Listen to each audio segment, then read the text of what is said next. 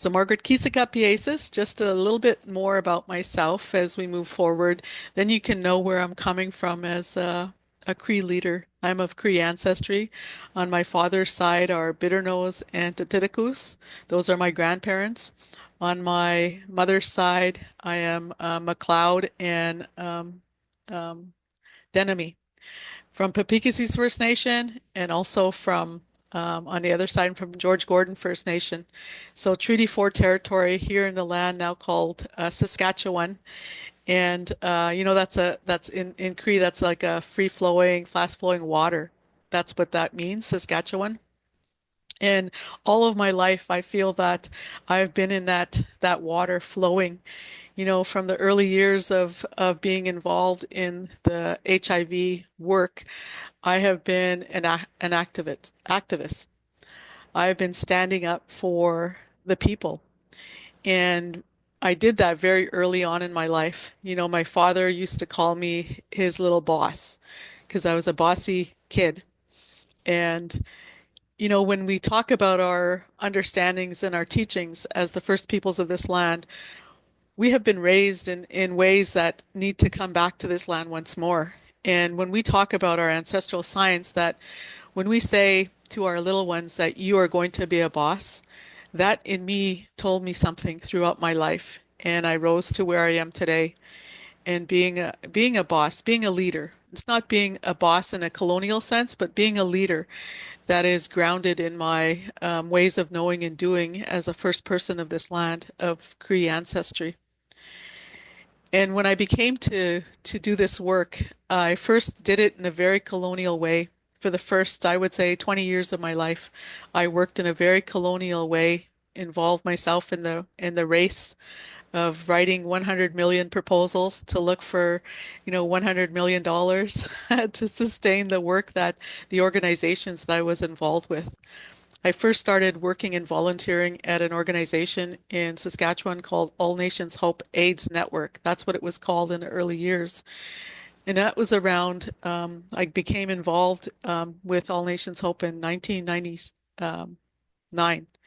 I started working there, and I worked there as a community coordinator, and I worked myself up to the CEO in a period of, 20 years or just over 20 years.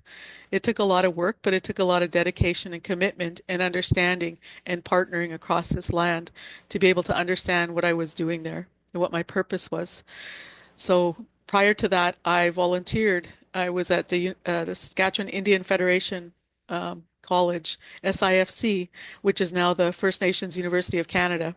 And I took some classes there, and I started, involving myself in that type of in university.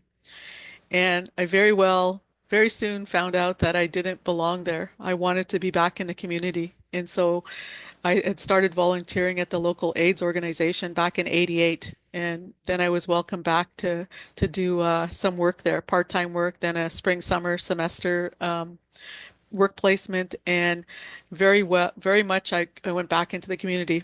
I left the university and I went back into the community, and that's where I've been since. So I'm a mother of two adult children and a grandmother of six. And those are what drives us as the first peoples of this land is the generations to come. So I do this work and I speak these words and I grasp onto as much teachings and knowings as possible as a Cree woman, and also the respect the other teachings across this land from the many diverse nations that we are part of. And I do this work because of the ones to come. And we always say that our my Nocum talks about that 7 generations back, somebody prayed for me to be in this position that at. And so for me, I look forward to 7 generations and putting in place ones that will do this work and continue this work. So that's where I just wanted to show to try to share with you a bit of the foundation of where I came from and where I am today. Says Okama of CAAN Communities, Alliances and Networks, which was formerly the Canadian Aboriginal AIDS Network. I have been leading here for just over 5 years, and humbly as a Cree person, I want to understand ancestral science right across this land, but right across the globe. So the story that I'm bringing today is the story of Sâkihitowin, which in Cree is love. And these are sharings and teachings that I've picked up along the way in my own understanding of sitting with some ceremonialists, some linguists, some relatives, some friends, some sisters and brothers who have shared their knowings with me. And, I've honored the work right across this land. And something I see that's in common with all the work that we're doing is that around harm reduction is our with our partners and with our members and with the first peoples of this land and the allies that came here is that we all have the same understanding around Sâkihitowin. And when I talk about that, that's one of the natural laws that was on this line prior to colonization. And, it's a story of harm reduction from CAAN Communities, Alliances, and Networks. This is my story. I'm sticking to it. This is my knowings. But, as teaching is, and as old as we are, we're always learning. I'll be learning for the rest of my life. And I welcome later some of your stories as you relate to what I'm going to share with you today, because whatever nation you come from, whatever ally you are, you have similar teachings. And that's where we have to dig deep into our ancestral knowings of who we are and where we came from and what our laws were. The colonial law has a lot of flaws in it, and it doesn't, protect people living with HIV on this land. We've got a lot of laws here that are really creating stigma, ignorance, discrimination, and racism for the first peoples of this land, and also for the people that are living with HIV and some of the diseases that are on this land today. So the story of harm reduction from my perspective from Okama at CAAN, this is totally my perspective, but I welcome new knowledge and new ways and new understandings. So the old ones say that this law, Sâkihitowin, is not just an emotion. It's a governance system. It's a science. It's a force that's older than colonization. It's older than policy. It's older than any institution that has touched our people on this land, any system, institution, or agency. It is older than that. It is ancestral law that has been on this land far more than longer than anybody, far longer than you and I. And before there were programs, there were services. Before there were acronyms, and reports, there was Sâkihitowin. And the original law has kept us alive to this day. With all that has happened to the first peoples of this land, we are still here. We are still surviving. We are still living. And this law is still active on this land. So I want to just share that story of how at CAAN we continue that law today. The first knowing I had of practicing harm reduction, because Sâkihitowin compels us to do that, right? As the first peoples. Our teachings, our old people teach us that true leadership is shown in how we protect those who stand closest to the edge. And you can decide what that means, closest to the edge, for yourself.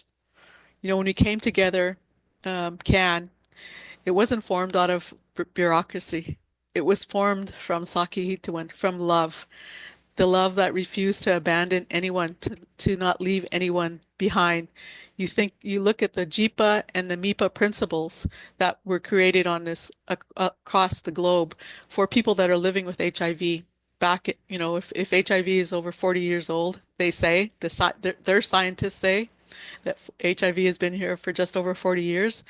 The ancestral science says HIV has been here forever. It has been here since the beginning of time. And we acknowledge that as a living entity, HIV, in some of the diseases that are here today. We have to. We have to look at, how in the early years that when HIV first was acknowledged on this land, when it became attached to human beings, that we needed, the AIDS movement was formed, and advocates stood up, and they kept standing up. Also, what formed here on this land is our partners came. And I'm talking about our partners from our families and our communities. The aunties who walk the streets at night, the peer workers carrying the Knoxville kits in their pockets. And this is reference to today, the outreach teams who know every tent, every doorway in our cities, in our urban and rural places, the nurses who treat every person with dignity, regardless of how they present and how they look. And even as one of my favorite old people who sits with the in outreach programming in Regina, Saskatchewan, says, "I don't care how they smell. I don't care how they present. I show them the love that needs to happen for them to understand that they are loved." The knowledge givers who offer the many pleas for the entire city, not just for a program, for the entire nation, not just for agency, but for everyone. The families who will never stop looking for their loved ones. That to me is the partners that came and are still coming today. And so they gather around one another and we talk about the teaching of Sâkihitowin in different ways. It tells our people how we deserve to live. We deserve the safety. We deserve compassion. That's why harm reduction exists, because Sâkihitowin would not allow us to turn our backs on our own people. Some of the old people talked to me in my early years of saying that when you are working with, I worked the front lines. I worked that before for many years. I've done house visiting in the city of Regina in North Central. I've done that in my life. I'm coming from that place. I understand how important that is. Today, it's not safe to do home visiting in our communities. Because of what has happened over the years. That was almost 40 years ago that I was doing that. And so, we talk about the spirit. The old people say the spirit that lives in you lives in us, lives in me, lives in our creator, Kisimanito. And that's who we speak to when we're talking to the people that are walking through our doors asking for help, who may be disgruntled, who may be high, who may be under the influence of drugs or alcohol, who may be under the influence of different spirits that have attached to them, that have caused them anxiety, violent behavior, all of that, right? We know that all is in existence. And I remember listening to a webinar long time ago and they were talking about um, some of the outreach work in Canada, and they talked about an old one, a wise one that was in an outreach program.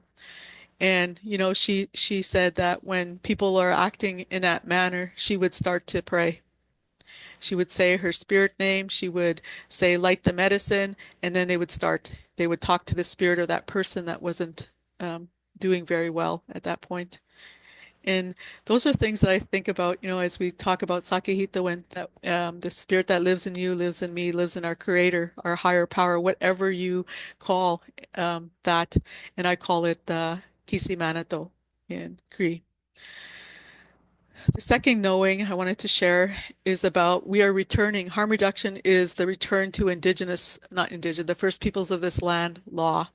I go back and forth using the term indigenous and the first peoples of this land.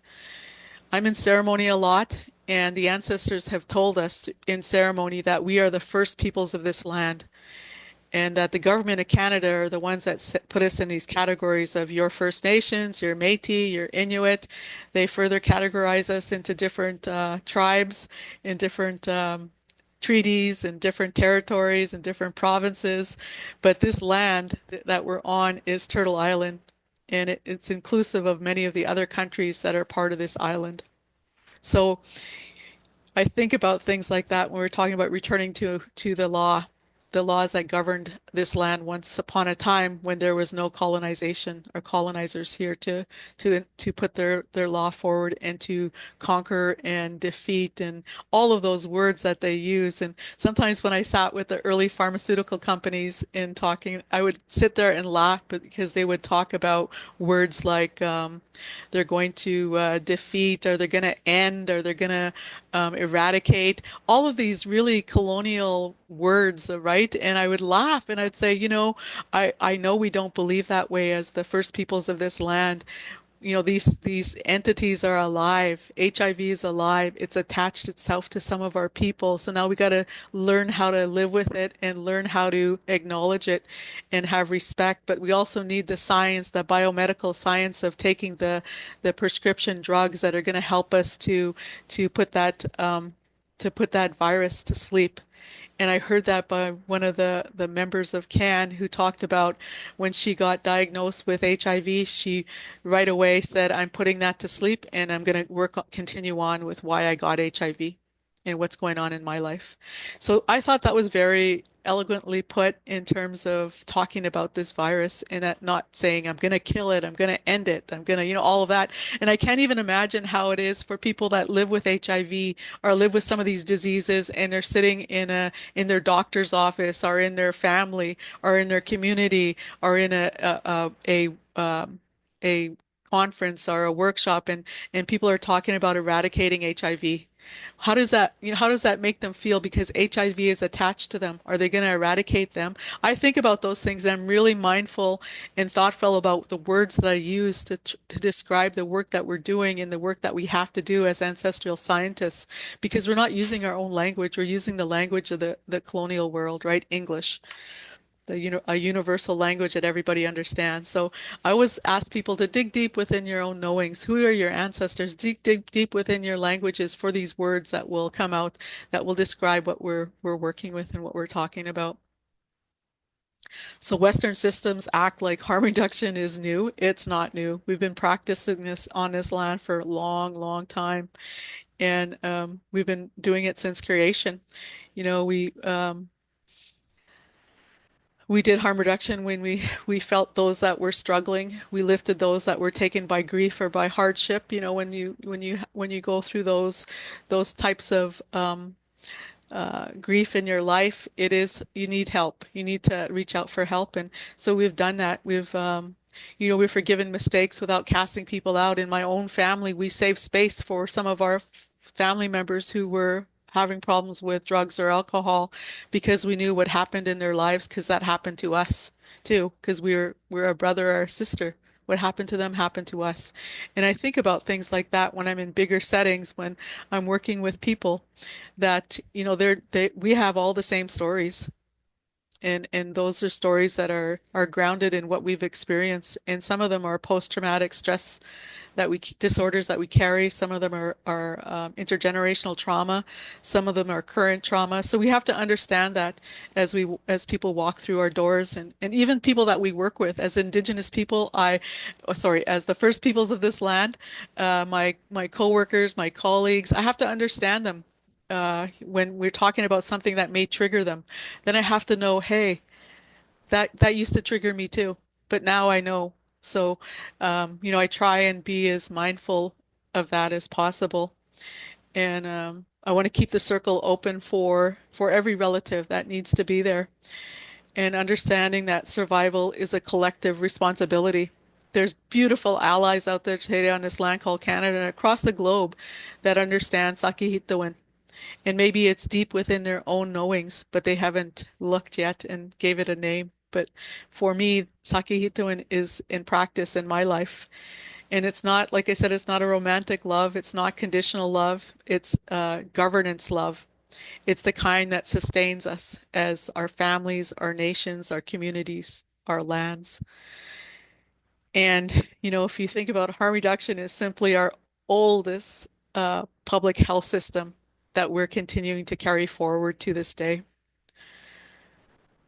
My third knowing I wanted to share with you is that every partner is a part of the Sâkihitowin web. That one work cannot be held by one organization. CAN truly loves the partnerships we have in the work that we're doing in the area of harm reduction. One of them is with Dr. Peter Center, who this project has been part of since the beginning, and we continue to push it forward. Dr. Peter Center has been showing and practicing Sâkihitowin in their organization since the beginning. The AIDS movement has been practicing and providing Sâkihitowin throughout that over 40 years now. And it still continues to do that. CAN understands that grounded in our organization is HIV. That was the beginning. That was the fire that started this organization, and we will never forget that. The ones that forget that are the government of Canada. You've seen in the past 10 years how some of our organizations that were grounded in HIV had to shift and begin to address different diseases because of how the Canada funded the shifting. The movement was getting strong. They had to shake it up a little bit. They start making different policies, and we had to align with some of that to be able to get the funds to be able to do the work we're doing. I always say at CAAN and at the All Nations Hope in the early years, we work in a universe. We are the first peoples of this land. We work in a universe. That's where all of our vision comes from. Then the government of Canada puts out a call for some work to do in harm reduction. We drop down. We write out we submit our proposal that came from the universe. Submit our proposal for funding. Then at Canada, we checked all their dots, their funder. They say, yeah, we'll give you some funds to do that work. So we sign the papers. We've got the funding. We rise back up at the universe and we do the work that needs to get done. Harm reduction, Sâkihitowin. And we do that with our partners. And our partners are coming along with us in supporting us. So, that is how that looks and how that works. And, we have to work together. Um, every partner that CAAN has is a part of that work, so that we're making sure that we keep our people from falling through any of the gaps that are out there. We walk beside like I said, the HIV movement on this land, the Two-Spirit, the Indigenous communities, housing teams, shelter workers, peer workers with lived and loved experience, research who honor our data sovereignty, knowledge givers who steady the circle and keep us moving forward in that knowing, youth who bring new breath into the movement, because we'll always have to continue to change and evolve. We have to keep up with what is going on in the world today. So national and provincial individuals that practice allyship are very important to CAAN to help create that Sâkihitowin across this land, harm reduction. So, together with our partners, we create that, and we light pathways that are through the systems, the institutions, and agencies that were never built here for us. They aren't here for us, and if they were here for us, we would be well. We would be dealing well with HIV and all the other STBBIs and all of the health and social conditions that are impacting our families and our communities and our nations today. We're not doing well. Just look at the statistics across the prairies of what's happening with the first peoples of this land. And those are things that CAAN works at in addressing. So partnership is, in our view is ceremony first. All of our partners that we go into work with, and Dr. Peter Center, I'll use them again because this is one that we're working with. We've been into partnership with one of our knowledge givers in residence who did a copper ceremony. And we exchanged copper, we exchanged our knowings with one another. The CEO of Dr. Peter Center, Scott Elliott, and myself, we exchanged copper in ceremony, and we said, yeah, we're going to work together for the people. And there are some protocols that we have to follow from James Cotel, who is the knowledge giver overseeing this project. So we had to make that partnership visible because we mean business. I always say ceremony first, business later. That's one of my slogans that I talk about. So when people come to CAAN and they want to do research or they want to do programming or they want to do campaigns, I say ceremony first, business after. The ancestors will see what is going to be allowed for us to do. So my fourth knowing is Sâkihitowin is action. In our Cree teachings, love is a verb. So we don't say Sâkihitowin lightly. And we have to show it. We have to walk it. We have to talk it. It's like handling somebody water or a snack with no judgment. In some of our outreach centers across this land, on the streets, our kokums and our mushums and our aunties and our sisters are making soup at home, making bannock at home, making sandwiches at home, making hot drinks at home, and going on the street and giving them out. There's no money there. They don't get funding from the government of Canada. They do that. That's part of this law here on this land. Sâkihitowin. They do it because it has to be done. We also see a lot of our people reversing an overdose and staying with them until the person feels safe. And that. Can you imagine? I have never had to administer an overdose kit to anyone, but I know people that have do it day after day after day. What does that do to that person? How can we help that person and support them? Because that is actually bringing somebody back from death to life, and they are trained by our community to administer those kits and to bring people back. There is something there that is missing for us that we need to acknowledge, and I'm still working on that piece. That's one of my visions. I want to help those people that are administering and bringing people back to life, to make them feel um, acknowledged for what they have done. Because it's not normal to do that. Yeah. So walking with someone to care about with someone that we care about when they are afraid. How many times has the world made us be fearful of things? We walk in ceremony, we walk in protection when we follow our ancestral ways of knowing and doing. As an ancestral science, I have to say that every day. I just come back from Africa, from Kenya, and people were saying, well, what about the war? And I said, what about the war? The ceremony has been done for me to be safe in where I go because the ancestors want me to go to Kenya and to speak there. And so I'm going to be safe because the ancestors said. So that's our knowing and our law, right? Pulling people in, not pushing them out. These are just what Sâkihitowin, offering a warm blanket, a smudge, a laugh, a listening ear, saying a good morning, good afternoon to the people that are walking through the doors. You never know what people are experiencing, even at your own workplaces with some of the first peoples of this land. We still carry many traumas, intergenerational traumas in our lives. And so when we walk through the doors for work each day, you don't know what we've experienced in our home community, in our homes, in our families that we're having to deal with.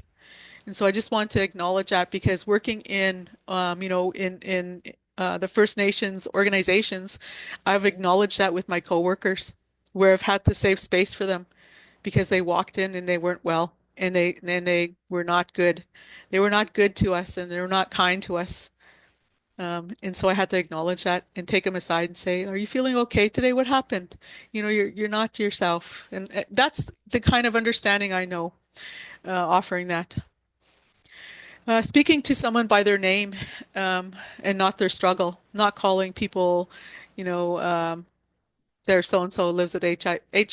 You're a person living with HIV. No, you call them by their name. There's someone that's addicted. No, you don't do that. So that again, we're understanding that, and people in the front line know all of this. I'm not saying anything, but that's Sâkihitowin in motion in love. That's that love in motion that I talk about as the knowing. I think this is my pretty well getting close to the last knowing. I'm not even sure how much time I have. I didn't even ask when I started to agree to talk, but Patrick, you know how much time I have? I hope I'm in good standing. Um, anyway, the fifth You're knowing. okay. You Oh, have some good. time. Okay. You're good. All right. So the fifth knowing that I understand is Sâkihitowin is how we shape the future. Harm reduction is not a destination. It's a pathway towards our sovereignty and wellness. We're asking our allies and the institutions and the systems to understand us and to know that this is where we're coming from. Across this land, and Canada has done a job of this, is bringing out what colonization has done to the first peoples of this land. There's lots of research in the that completed on this land around colonization, around what the residential schools have done to the first peoples of this land. There's lots of that around. We just went through a truth and reconciliation process, which is a process that has calls to action for institutions, systems, and agencies. Anytime an ally is asking CAAN to help, I'm saying, okay, what is your truth and reconciliation to the first peoples of this land? What are your calls to action that you're doing within your own organization to help us to bring solutions to life so that we can live that good life once more on this land? Mio Pamasawan, the good life. That's what we ask for in ceremonies. Our old people, our ancestral scientists, when they go to ceremony for us, they're asking for that.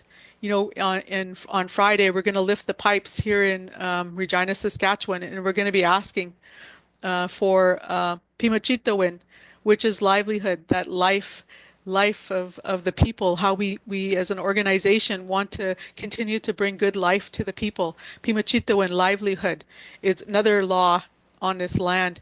And it's not about money. It's not about, the colonial people would think, oh, it's about you're asking for more money for CAAN. No, we're not. We're asking for good programs, good research, good campaigns, good knowings for us to help us bring forward that good life, Pimachito, and once more that livelihood that was on this land once a time. We are never beggars at the doors of these institutions, agencies, and systems that are set up on this land to make us beg, that have been slowly killing us. That genocide is still consistent today. I'm speaking more and more about all of these payouts that are coming from the government of Canada, the most agricultural benefit that's coming out. I just received that from my reserve in December, and I've never seen so many funerals on our reserve. Our young people overdosing, committing suicide, dying tragically. All of this it's a slow genocide. They're giving us this money with no, but they haven't given us the opportunity to heal from our traumas and our intergenerational trauma and colonization and residential schools and all these systems and institutions that have harmed us. They don't give us money to do that for our healing and our wellness, but they're giving money to us for our agricultural benefit, which when you give a person money, they're gonna keep treating their own trauma, and they're gonna start using more. They're gonna start in all of that. You know the story. And so I think about things like that, as a first person of this land, that we are looking for that sovereignty in our own wellness.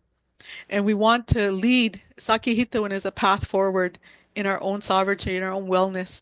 And we want to lead forward with this natural law that will decolonize the systems of care, decolonize those hospitals so that when somebody's walking through their doors, they're not going to leave them sitting in a wheelchair so they could die, without no service.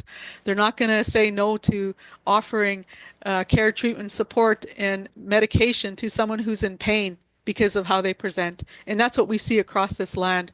They're not going to put our people in jail because they haven't uh, uh, confined to the laws of Canada around tuberculosis, which we see it in Manitoba, which the Premier of Manitoba overturned when that first persons of the land a woman was put in jail because they said she wasn't taking her tuberculosis medication. So decolonizing some of those systems of care, offering more land-based healing. The land heals us.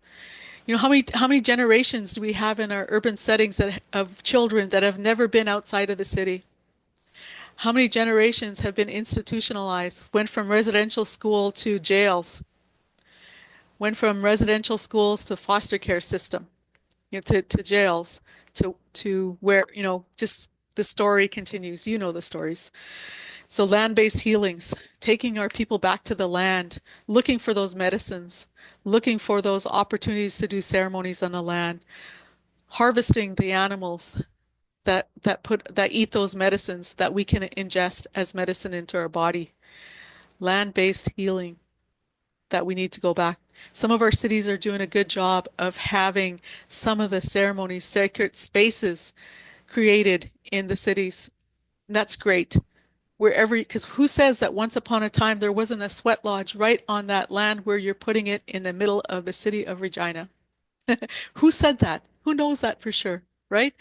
Wherever that lodge goes, wherever that sacred space is, it's where the ancestral scientists are putting. Wherever they put the sites, that's sacred. The space is not a building. It is a uh, sacred space that the matriarchs or the ancestral scientists or the ceremonialists have said, this is sacred.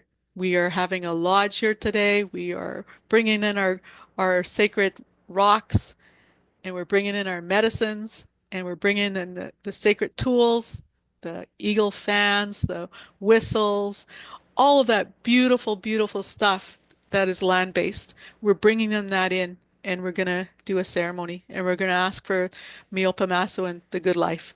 And you come in, you make your offerings, and you sit in a lodge, and you plead with your ancestors for that. So land-based healing. You can tell I'm very, very much know that that's a way forward. As an ancestral scientist, we have to create those culturally safe spaces for our 2S LGBTQ plus relatives. You know, our spirits are neither male or female. There's no gender. But when we present here, this is how we look and we walk. In my, again, Nocum says in the early years before colonization, we walked around as human beings. If we were good at hunting, we hunted. If we were good at watching the kids, we were watching the kids, teaching the kids. You know, there was no roles, gender roles for us. We did what we are gifted, and those gifts came. So the solutions need to be and must be designed by our people and for our people, for the first peoples of this land. If we're going to see any movement forward in our own healing and wellness, I ask us to remember who we are as the first peoples, to dig deep within your ancestors and your ceremonies and your languages and your medicines and your relationship to the land and find out who you are, because that's what I had to do almost 20 years ago now, today. I had to dig deep and I'm still digging. I still want to know. I still want to help. I need more tools and open more gifts that my ancestors have left for me to open to be able to help as an ancestral science, to offer solutions that are grounded in the ways of this land. Sâkihitowin being one of them. That's why I'm standing here today and talking about it. I also want to create a world where no one is treated as disposable. And we look at some of our murdered and missing Indigenous women and girls in 2S across this land, and how the institutions and systems and agencies have denied them and our families proper knowings of where they are and how do we find them and how do we do the ceremonies that need to happen for us to be able to put that to rest, put their spirits to rest, put our spirits to rest. So the old ones remind us that Sâkihitowin builds worlds. It's its own system, the universe. And without it, there is no future. You know, I think CAAN communities, alliances, and networks are world builders. We're making a way for future generations whose lives will be defined not by stigma or systems, but by connection. How we're related to one another as human beings. We're not just a number. We're not just a person with lived experience. We're much more than that. And we understand that. That's Sâkihitowin talks about that. We are connected. We are relatives. Wakotowin, another natural law on this land, talks about kinship and how we're related to all things, living and not living. You know, when we're writing a research proposal, and I got it right here, I'll go into a ceremony and I'll make my offerings and I'll say, I want to ask the ancestors if this is a good one, if this one is something that we should be working on. And I get my answer back. And I'd rather do that than write 100 million proposals. I'd rather go into ceremony and ask, is this something we should continue working on? I think that's important. So Wakotowin, that kinship, we're related to reports and to proposals and to all of these documents that we create today to bring life to the people. That, I talked about the truth and reconciliation calls to action. That was done in ceremony across this land. The rest of the world should have a look at what happened here. It's not perfect, but it is something that we were acknowledged for what happened when colonization took place here. So my final knowing is that harm reduction is Sâkihitowin, and Sâkihitowin is survival. This work continues because our ancestors walked these roads, these lands before us, lifting our people up every time, and even when things seemed impossible. There are times in my own personal life with CAAN and with the All Nations Hope Network and with my own family where I thought something was not possible. But that love, that Sâkihitowin, that we believe that things are to happen. I've witnessed in my lifetime our knowledge giver, Albert McLeod, talk about things, In 2017, this building that I'm on right now on Treaty 4 territory is a governance center by Phi Hills Qu'Appelle Tribal Council. And so the CAN head office is here, and that's where I'm coming from today, beaming in. We came here in 2017, and I only became part of CAN. CAN only moved here in 2020. So in 2017, the All Nations Hope Network was doing some visioning, and they gathered our partners from across the land. And one of the people we gathered was Albert. And Albert in 2017 said that CAN should be right here in the prairies.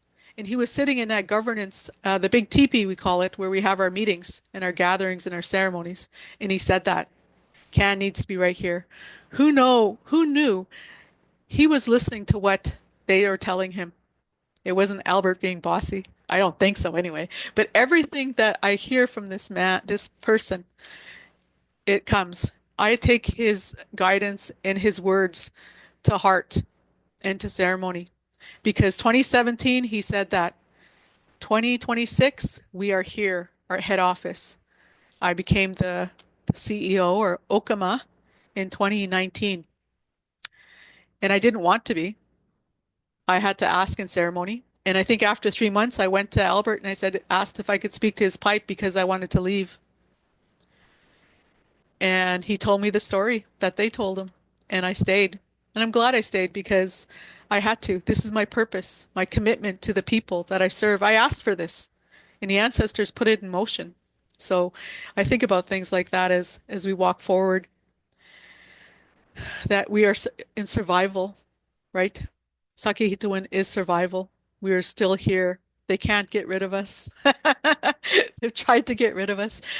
A couple times they tried to fire me, but they couldn't fire me, I don't, yeah. That intergenerational trauma I talk about, that exists within our own system, our own governance, our own chief and councils, our own nations, our own tribal affiliations, whatever you want to call our political governance. That trauma exists within the people that are making those decisions. And so all the time I am in ceremony for that protection because I don't want to cause harm to anybody.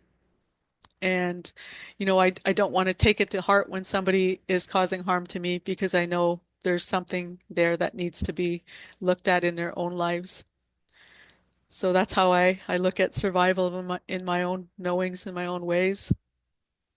That the ancestors put me in these positions, the ancestors put you in those positions, believe it or not, to be able to bring Pima Pamasawan, Mio Pamasawan, that good life to the people that you serve, whether you're in a training position, in a governance position, in a frontline position, you have been designated to be that and to do that work. That is your gift to humanity.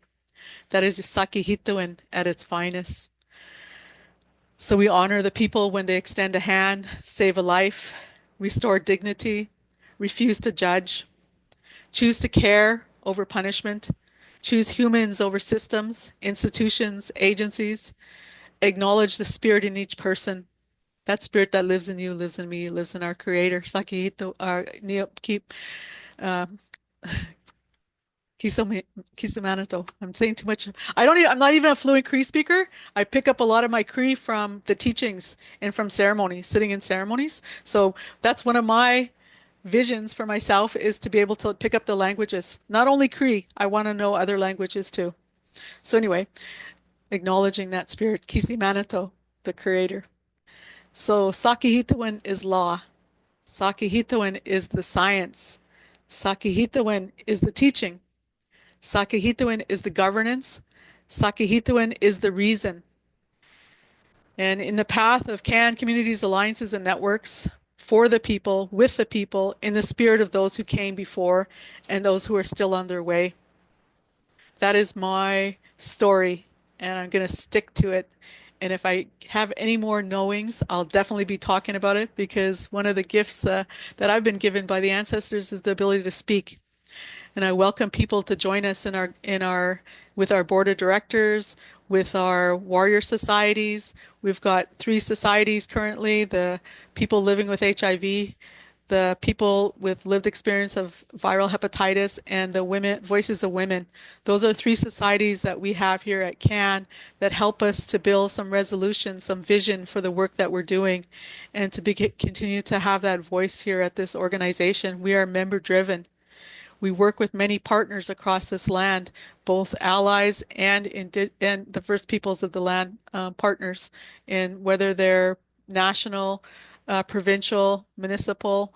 We work with all of them as partners, and we also work globally with different lands of the globe, different leadership in those areas. So we've been pushing a lot in terms of Sâkihitowin and knowing that this is the way forward. So with that, I'm going to stop talking and just welcome if there's any comments or questions.